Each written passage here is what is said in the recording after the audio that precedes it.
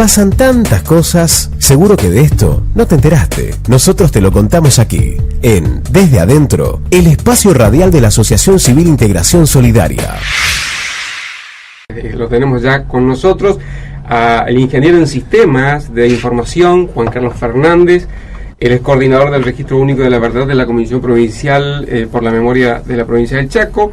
Además es docente universitario en materias de base de datos de la UTN, también en la Universidad Nacional del Chaco Austral y la Universidad de Cuenca del Plata. Y se encuentra cursando actualmente un posgrado en especialización en educación en nuevas tecnologías en la Flaxo. Para quien esté escuchando y para nosotros, ¿qué es el Big Data? Bueno, antes que nada, aclarar, ¿no? Yo no soy especialista en Big Data, como bien decías, sí, un poco mi materia es las bases de datos, que es algo previo a Big Data, que es básicamente recolectar los datos para obtener una información útil, ¿no?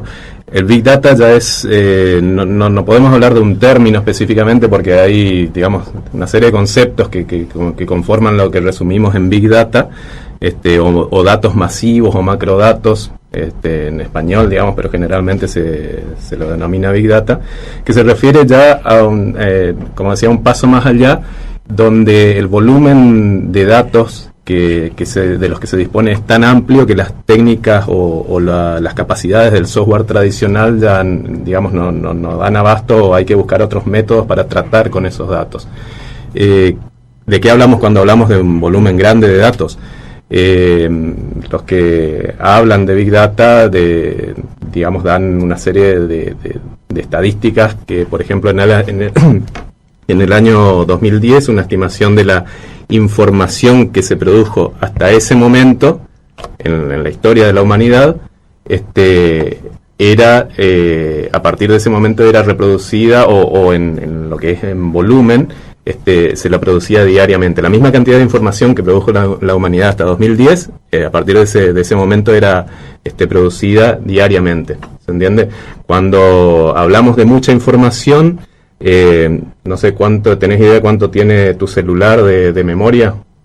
7 gigas. 7 gigas, bueno, esos 7 gigas tal vez en un mes no te alcanza si es que mandás muchos mensajes de WhatsApp, sacas muchas fotos y demás. De hecho, tengo que borrar fotos, borrar video para poder recibir otras. Exactamente, bueno, con eso te podés hacer una dimensión, digamos, lo que es el gigabyte, de lo que es la cantidad de información de la que vos producís en tu celular.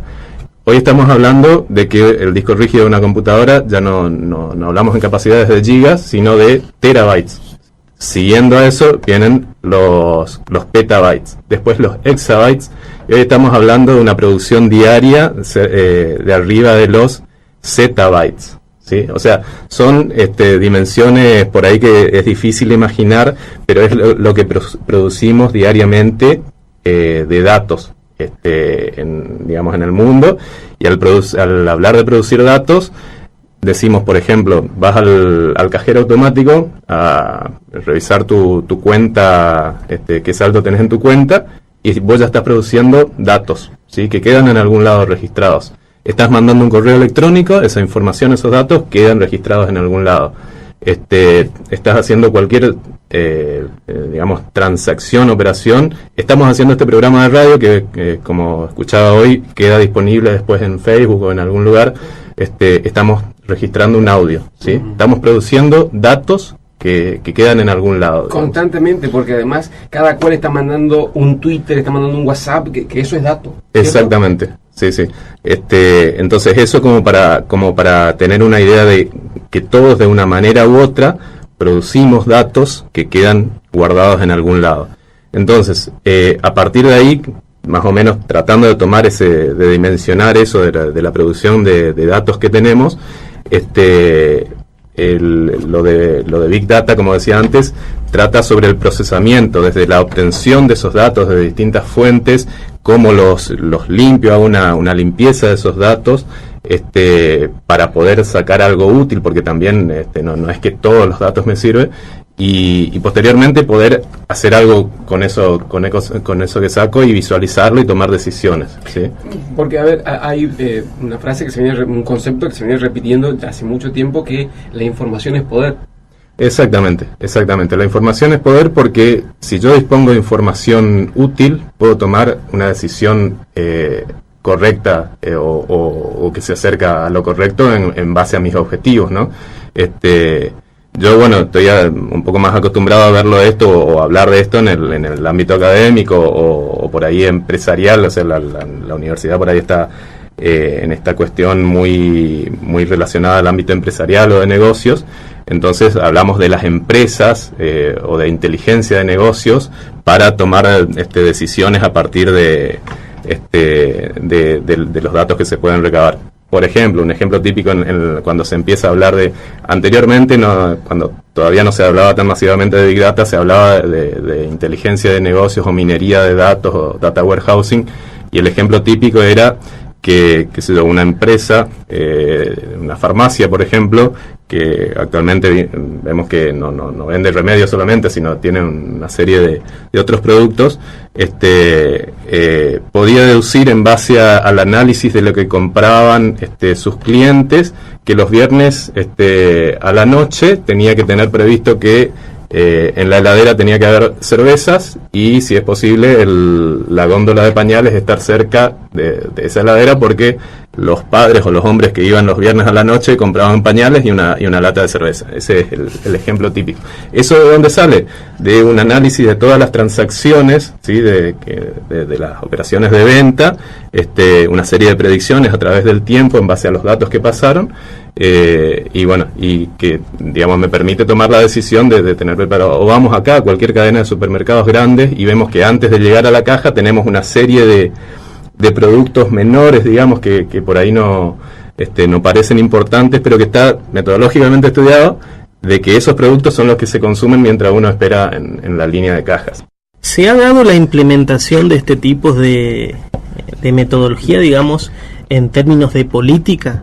No, seguro. A ver, y acá hay varias cosas, o sea, necesitaríamos varios programas para hablar, sin hablar de Big Data, hablar de Big Data, digamos. Y ahí podemos meternos en el ámbito de lo que es la ciudadanía digital, la democracia digital y demás.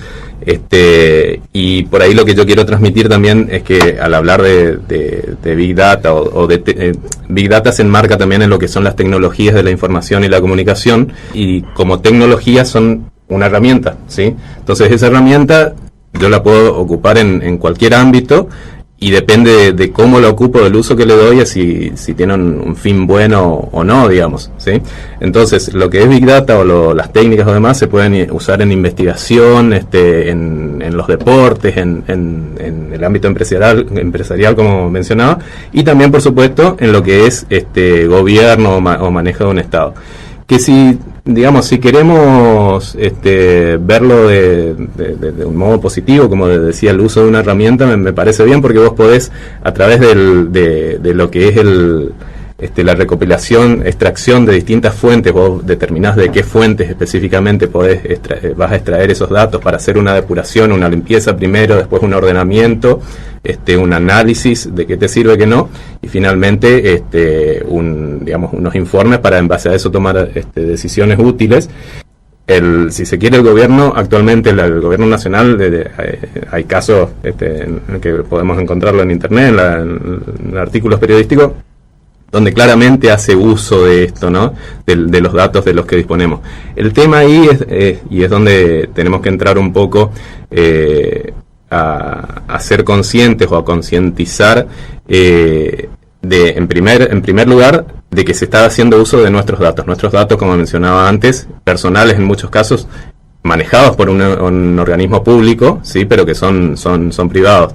De hecho, están protegidos por una ley de protección de datos. Uh-huh. Y bueno, fueron resonantes por ahí algunos casos, como para mencionarlos, en estos últimos 2 años, cuando ni bien asumió Macri, que anunció dentro de lo que es el ministerio que maneja la modernización del Estado, que todos los empleados públicos nacionales iban a tener que manejarse a través de una plataforma hecha por Facebook, o sea, en convenio con la empresa Facebook, que es una empresa privada, ¿sí? Para, modernizar y hacer más eficiente la atención de los empleados públicos del Estado en ciertas cuestiones. Bueno, ahí tenemos 2 cosas. Uno, la privacidad de los empleados públicos, manejados por una empresa, y a su vez esos empleados que manejan datos del Estado, digamos, que no tenemos idea de dónde están exactamente los servidores de Facebook o qué manejo puede hacer. Posiblemente datos de todos nosotros. Seguramente, pero aparte, más grave después, creo que el año pasado también se firmó un memorándum con la empresa Amazon para contratar bases de datos de la empresa Amazon para guardar ahí los datos de gobierno, o sea, los datos del Estado, que somos todos. La empresa Amazon también no sabemos exactamente dónde tiene sus servidores, y la ley justamente de protección de datos lo que establece claramente es que los datos de los ciudadanos argentinos tienen que estar almacenados en servidores locales. Yo he tenido oportunidad en viajes de estudio con mis alumnos de visitar los data centers de la FIP, también estuvimos en el Ministerio de Economía, y la política del gobierno anterior en cuanto a la protección de datos era clara en eso, y hizo mucha inversión en lo que es la protección de datos y en sus lugares. La verdad que son cosas que no las podemos ver acá, pero fuimos a Buenos Aires y bueno, pudimos ver la infraestructura montada para almacenar los datos de los ciudadanos, de nosotros, ¿no? Y bueno, ese es otro caso. Como esa ley, la ley de protección de datos, digamos, impediría en cierta forma esta cuestión del memorándum, entonces se prevé hacer una modificación a esa ley. Después los datos de la ANSES también, o sea, la ANSES en cierta forma es un organismo descentralizado, pero el gobierno hace un análisis sobre esos datos, por ejemplo, para decidir a quién sacar y a quién no pensiones. Hay que tener mucho cuidado en lo que es el manejo de la información pública, pero pública porque es manejada por el Estado, pero que es de los ciudadanos, y en cierta forma tienen que estar protegidas por una ley o legalmente. Entonces, en ese punto, en nuestro país todavía hay algunas cuestiones que hay que discutir, y no es solamente algo que atañe al Poder Ejecutivo, sino tenemos que trabajar más sobre la legislación y demás. Una consulta, sobre todo por esto último que estamos conversando. Hablamos de trabajar más la cuestión legal, pero al mismo tiempo estamos diciendo que hay una ley de protección integral de datos y que el gobierno ha, de algún modo, omitido esa ley. ¿Esto es así? Sí, no solo eso, sino muchas cosas se hicieron por DNU en los últimos 2 años, y bueno, la idea es avanzar por ese lado. Aparte, eso era lo último que quería mencionar con respecto a eso, la Dirección de Protección de Datos Personales, que es el organismo, digamos, encargado de instrumentar esa ley, dependía del Ministerio de Justicia. Y hace poco fue la noticia justamente de que pasó también por DNU a depender de la jefatura de gabinete de Marcos Peña. O sea, la dinámica del Ministerio de Justicia en cuanto al manejo de la protección de datos es muy distinta a lo que puede hacer la jefatura de gabinete teniendo el acceso directo a nuestros datos. De hecho, fue también comentado mucho, sobre todo ahora en la campaña de las elecciones legislativas, esta cuestión, este fenómeno, ¿no?, de a pesar de todas las medidas de ajuste y demás, cómo tuvo éxito, digamos, la campaña, se vio en las elecciones, porque esa campaña justamente apuntaba en tal lugar, tengo que decir tal cosa. Es evidente, o sea, si uno hace un análisis minucioso de cómo fueron las distintas campañas, tanto en provincia de Buenos Aires, que por ahí es el fenómeno más resonante, como en el resto del país, lo que se decía en campaña tenía que ver con cuestiones o necesidades específicas de un lugar. Eso es donde sale de todo un análisis justamente de estos grandes volúmenes de datos, o sea, si en tal lugar sabemos que se cerraron tales fábricas o la mayor parte de la gente de un barrio o de una zona, digamos, depende de cierto rubro económico, bueno, ahí tengo que prometer tal cosa. Sí, no, una consulta al respecto de, decíamos antes también esto de que una herramienta no es por ser una herramienta algo negativo, sino que más bien se da con el uso que se da de esa herramienta. Ahora bien, esta herramienta de la Big Data está al alcance de cualquiera. Cualquiera lo puede usar. Por ejemplo, las otras agrupaciones que participaron en las elecciones, ¿pudieron hacer uso de Big Data al igual que lo hizo el gobierno? Bueno, ahí ahí es donde también abrimos un poco más el abanico y podemos hablar de lo que es el acceso a la información, el acceso a las TIC y demás. Como herramientas, sí, están. Cualquiera puede, digamos, bajarse un software que me permita hacer, de hecho, volviendo al tema de software libre, una de las herramientas más utilizadas se llama Hadoop, que es, digamos, una herramienta de procesamiento distribuido para grandes volúmenes de datos, se podría decir resumidamente, que es desarrollada por Apache, o la Apache Software Foundation, que no trabaja precisamente con software libre, pero sí con software de código abierto y tiene muchos proyectos importantes. El tema es a qué información accedo o a qué datos accedo. Y con esto que decía antes, el gobierno está usando actualmente, sí, datos a los que tienen acceso a ellos solamente y no el resto. Y si no tienen acceso a ellos, buscan la manera, o sea, no tienen acceso directamente a la base de datos de ANSES, pero sí lo usan, ¿sí? ¿Se entiende? Cosa de que yo, ciudadano común o referente de un partido político o lo que fuera, no puedo hacerlo directamente. Ahí sí te aplican la ley de protección de datos. Digo, acá en la mesa y lo que estamos escuchando es como sacando en limpio algunas cosas peligrosas.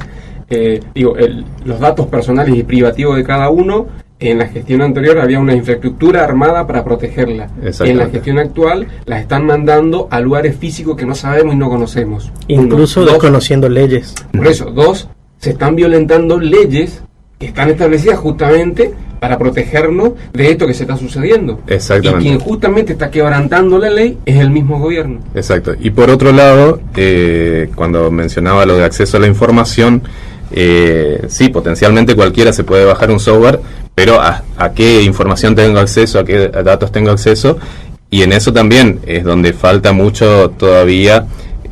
Hablaba antes de lo que es la concientización, o sea, que la persona, el ciudadano común, tenga conciencia de que tiene acceso a cierta información y de que tiene derecho sobre su información, ¿sí? Actualmente se pueden hacer muchas cosas, qué sé yo, en todo lo que sea Facebook o redes sociales o demás, se puede hacer un análisis. A ver, acá también quería meter algo más que también se vio hace pocos días. Cualquier persona con conocimientos medios y cierta tecnología puede hacer un análisis de cómo se dan las conversaciones o los vínculos en las redes sociales. Hace poco fue patente con el caso de Santiago Maldonado, con la desaparición y confirmación después de la muerte, el día que fue noticia, que salió de una fuente dudosa la noticia de que el hermano de Santiago Maldonado le llevó al juez la mochila que tenía Santiago el día que desapareció, la mochila y el celular. Después la familia, con todas las cosas que tuvo que padecer desde el 1 de agosto hasta el día de hoy, tuvo que salir a las 2 horas a desmentir que no era la mochila y el celular que tenía él, sino que era lo que había quedado en la casa, ¿sí? En esas 2 horas hay un especialista informático, no me acuerdo el nombre ahora, que hizo un análisis de los tweets que se emitieron, y desde los originadores de los tweets y de los retuiteos, desde que se tiró la noticia desde una fuente dudosa hasta que tuvo que salir la familia a desmentir, cómo se generó toda una opinión pública, digamos, y fue trend topic y demás el tema de que Santiago Maldonado no estaría desaparecido y demás, ¿sí? Después de que salió a desmentir la familia, se terminaron, ¿sí? Ahí es donde vemos también esto que muchos le llaman el troll center del gobierno, cómo actúa en base a cierta información y cómo se maneja después la opinión pública, ¿no? Y agrego algo que va por fuera, pero que es un complemento. A los que no tenemos, me incluyo, mucho acceso a las redes o Twitter, esa información se replica después en los medios tradicionales, como por ejemplo en los noticieros de TN, Canal 13 y todo el monopolio. Y que hay ahí, como bien lo dice Mariano, estos medios de comunicación no se toman mucho al trabajo en corroborar las fuentes, una cuestión de ética en la profesión de los comunicadores sociales, la de corroborar tu fuente y que tu fuente sea valedera.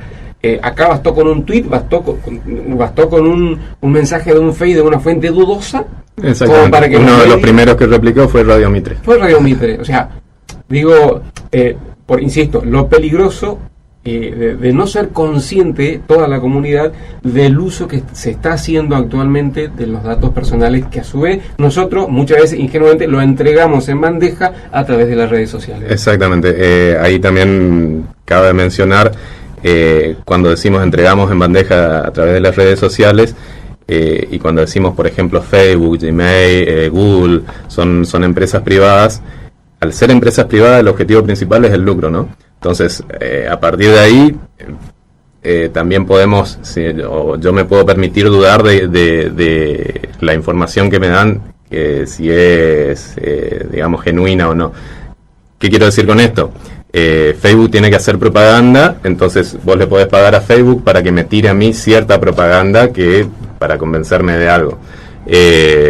Durante las campañas políticas, sobre todo, yo me di cuenta en algún momento que contactos míos, que yo sé su forma de pensar, decía: a fulano le gusta tal página de tal candidato.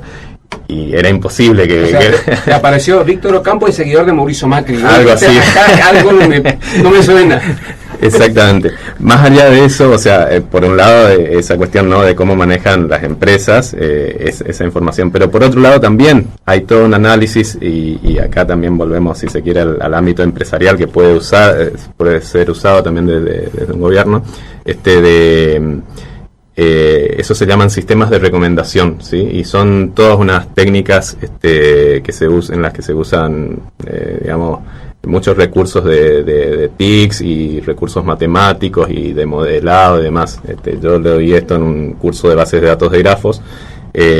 Cómo van relacionando estos sistemas los distintos nodos a través de aristas. O sea, el sistema presupone que si a vos te gusta la página de Radio Universidad, a mí, que soy amigo tuyo en el Facebook, me puede gustar, entonces ya me lo propone. Es posible que a vos te guste tal radio, o un libro que vos pusiste me gusta. Amazon, esta empresa que mencionábamos hoy antes, empezó su carrera y le fue muy exitosa, y hoy es impresionante la dimensión que tomó Amazon, pero es uno de los precursores en esto de los sistemas de recomendación, haciendo un análisis de tus contactos, de tus gustos, que pueden ser explícitos, porque vos en algún momento dijiste: a mí me interesa tal temática, o claro, o porque estuve viendo, el sistema detectó que estuve viendo ciertos libros o ciertos productos, entonces me recomienda algo relacionado con eso. Sí. Ahí, disculpa, ahí volvemos, antes que se me vaya la idea, ahí estamos hablando de que alguien te está espiando, alguien está mirando lo que estás haciendo. En cierta forma, sí. Yo por ahí no digo espiando, desde el momento en que, si se quiere, yo sí soy consciente de que está pasando eso, digamos. Yo sé que hay un sistema atrás.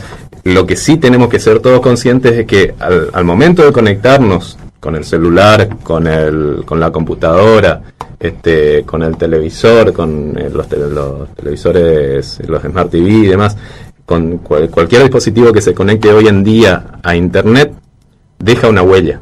Google es otro ejemplo de una empresa que usa Big Data para ofrecer sus productos. Hay opciones en la parte de Google Maps donde yo voy dejando el recorrido que hice. Si tengo un celular con GPS, que en forma predeterminada, para el sistema operativo de Android, está activado la opción de ubicación. Entonces yo puedo ver mi historial de ubicaciones. Eso Google te promete que va a ser un dato privado y demás, pero a su vez, o sea, supuestamente no te identifica, no te individualiza, pero sí le permite a desarrolladores de aplicaciones que, por ejemplo, Waze es una aplicación que se está usando mucho ahora, donde los usuarios van diciendo: bueno, yo estoy yendo por tal calle, está trabada por el tránsito y demás, entonces se arma un sistema colaborativo donde es posible mejorar el tránsito, digamos, y por dónde voy a ir si quiero ir a determinado lugar. Esos son productos de Big Data, si se quiere, donde están usando nuestros datos que nosotros mismos producimos, ¿sí? Esto que decíamos hoy de cómo consciente e inconscientemente estamos produciendo datos, estamos dejando huellas, ya sea en el celular, en la página que visitamos, en el sistema al cual nos conectamos, ¿no? Respecto de esto de la conciencia que puede llegar a tener un usuario de cualquiera de estas tecnologías, y respecto de estas huellas que uno va dejando de su vida cotidiana, quiero hacer una consulta, posiblemente sea muy subjetiva, pero ¿usted cree que verdaderamente, o mejor dicho, qué cree usted, qué porcentaje de la sociedad, de la comunidad, de los oyentes que nos están escuchando, tienen conciencia verdadera de que está entregando sus datos y que sus datos están usados, por ejemplo, para determinar qué propensión tienen para votar a tal o cual candidato, o bien cómo esos datos que ellos suministran pueden ser utilizados por determinados candidatos para así inducir su voto? Uh-huh. Sí, bueno, en primer lugar, no soy usted, soy vos. Perdón, la formalidad de la radio. Creo que es muy poco el porcentaje. O sea, esto es justamente volviendo a lo que decía hoy del acceso a la información, creo que es necesario que justamente también hablábamos de lo que es el término de ciudadanía digital. Hoy en día, esto que estamos haciendo acá, creo que es muy útil para eso, para tomar conciencia de que estamos cambiando de paradigma. Tal vez en nuestro país, en nuestra región, estamos un poco atrasados en cuanto a eso, pero sí tenemos que tomar conciencia de esto, ¿no? Al momento de tener un teléfono inteligente, de conectarnos con nuestra computadora, además, ya estamos participando de otro tipo de sociedad, que es una sociedad digital, una ciudadanía digital, y a partir de ahí tenemos que ser conscientes de que esa participación va a estar enmarcada en un mundo, si se quiere, donde tal vez yo no tenga todas las herramientas como para analizar o ver o tomar decisiones sobre esas huellas que voy dejando, que sí las tiene otro, ¿sí? Que tiene un mayor acceso o está capacitado o no tiene más en claro estos conceptos. Pasan tantas cosas, seguro que de esto no te enteraste. Nosotros te lo contamos aquí, en Desde Adentro, el espacio radial de la Asociación Civil Integración Solidaria.